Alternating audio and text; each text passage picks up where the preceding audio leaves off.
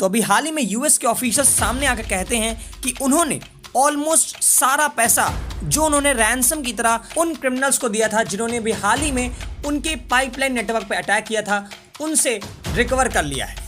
तो इस खबर के बाद यूएस में ऑलमोस्ट सभी ने राहत की सांस ली, लेकिन अभी भी कई सारे ऐसे एक्सपर्ट्स हैं जो ये क्वेश्चन उठा रहे हैं कि क्या सच में बिटकॉइन के रूप में जो पैसा उनको दिया गया था उन क्रिमिनल्स को, क्या वो वापस यूएस डिपार्टमेंट ने ले लिया है, या सिर्फ अभी यूएस इसको अपनी पावर के रूप में दिखाना चाहता है और इस सबको बताना चाहता है कि अभी भी साइबर सिक्योरिटी के मामले में यूएस नंबर 1 है। तो इन सब चीज़ों के बारे में सोशलाइजर के इस वीडियो में हम आपको बताएंगे। So let's get started, let's get socialize.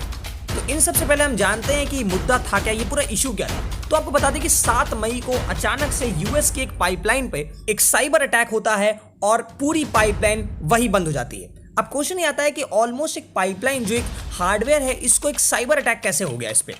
तो देखिए, पाइपलाइन हार्डवेयर है बट उसका जो पूरा फंक्शन होता है वो इलेक्ट्रिक्स पे बेस्ड होता है, पूरा एक सेंट्रलाइज सर्वर होता है, और जो क्रिमिनल्स थे उन्होंने इसी सेंट्रलाइज सर्वर पे अटैक किया और ऑलमोस्ट पूरे सर्वर को खत्म कर दिया, पूरी पाइपलाइन को बंद कर दिया।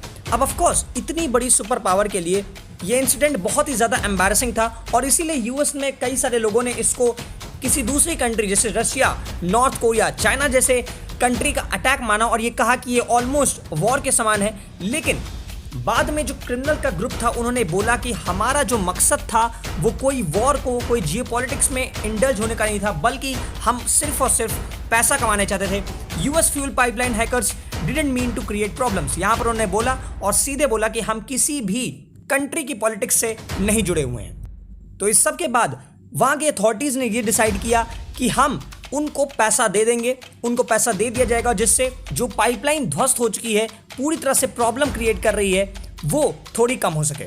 और इसके बाद कॉलोनियल पाइपलाइन, जो ये पाइपलाइन है इसका नाम कॉलोनियल पाइपलाइन कंपनी थी, इसके सीईओ ने उनको पैसा दे दिया और वो पैसा था $4.4 मिलियन, और वो भी स्पेशली बिटकॉइंस में दिया गया था, कोई बैंक नोट्स या किसी स्पेसिफिक करेंसी में नहीं दिया गया। तो आपका क्वेश्चन यहाँ पे उठेगा कि सच में इतना पैसा देना जरूरी था? तो ऑफकोर्स ये जरूरी था, क्योंकि उस समय अगर आप देखें तो पूरे यूएस में जो इसका ईस्टर्न साइड था जहाँ पर ये पाइपलाइन थी, वहाँ पर फ्यूल प्राइसेस बहुत ज़्यादा हाइक हो गए थे। एंड इनफैक्ट यूएस ही नहीं, ऑलमोस्ट हर जगह इसका इफेक्ट देखने को मिला। और इसको देखते हुए कुछ दिन के लिए वहाँ पर जो यूएस का डिपार्टमेंट ऑफ ट्रांसपोर्टेशन था उसने ट्रांसपोर्ट से जुड़े हुए कुछ मेजर्स उठाए जिससे जो प्राइस हाइक हुए हैं वो कम किए जा सके। अब कुछ देर बाद जब पैसा दे दिया गया उन क्रिमिनल्स को तो उन्होंने वापस से इस पूरे सिस्टम को खोल दिया। अब आप सोच सकते हैं कितना ज़्यादा ये एम्बैरेसिंग था।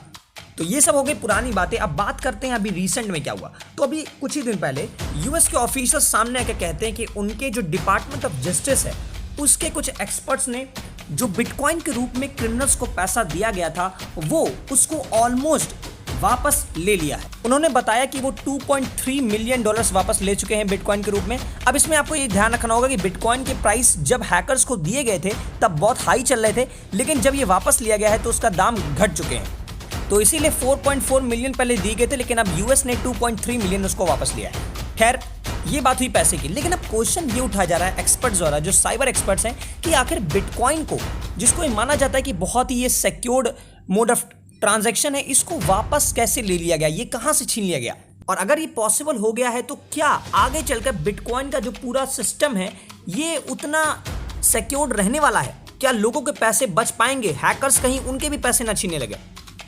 अब इस क्वेश्चन पे कि बिटकॉइन को, वो पूरे पैसे को यूएस का जस्टिस डिपार्टमेंट कैसे वापस ले पाया, इस पे उन्होंने बोला कि उनके पास जो प्राइवेट की थी, जो बिटकॉइन में आपको पता होगा कि प्राइवेट की होती है, पब्लिक की होती है, तो प्राइवेट की जो थी क्रिमिनल्स के पास, उसको यूएस का एफबीआई कहीं से पा गया था और उसके बाद उन्होंने उस प्राइवेट की से उस पूरे पैसे को ले लिया।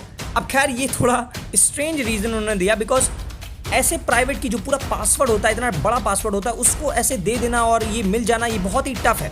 तो एक्सपर्ट्स का भी यहाँ पर ये मानना है कि शायद इसके 3 पॉसिबल रीजन हो सकते हैं। एक हो सकता है कि शायद उनके जो इनसाइडर, कोई क्रिमिनल का इनसाइडर, उन्हीं की गैंग में कोई ऐसा हुआ हो जो एंग्री होके ये प्राइवेट की एफबीआई को दे दिया हो, दूसरा प्रोबेबिलिटी ये बताई जा रही कि शायद जो कंपनी जिसका क्रिमिनल्स इंफ्रास्ट्रक्चर इस्तेमाल कर रहे थे बिटकॉइन के ट्रांजैक्शन के लिए, शायद उसने ही उस प्राइवेट की को एफबीआई को दे दिया हो। और लास्ट ये बताया जा रहा है कि शायद एफबीआई को किसी तरह किसी सीज सर्वर से वो प्राइवेट की मिल गई हो। अब खैर बहुत सारे यहाँ पर स्पेकुलेशंस हैं। अब आने वाला समय ये बताएगा कि क्या बिटकॉइन का जो पूरा सिस्टम है ये क्या सिक्योर है, या फिर एफबीआई या फिर यूएस डिपार्टमेंट सक्सेसफुल हो गया है बिटकॉइन को वापस लेने में। और उनका जो ये मैसेज है कि वो साइबर सिक्योरिटी में अभी भी नंबर 1 है, किसी भी सिस्टम को हैक करके सब कुछ वापस से ला सकते हैं, सही कर सकते हैं, ये सही है। अब आपकी क्या राय है इसके बारे में प्लीज कमेंट सेक्शन में हमें बताइए। So this is the end of the video. Thank you very much for watching and जब तक हमारे नए वीडियोज आ रहे हैं तब तक रहिए socialise with socialiser, signing off.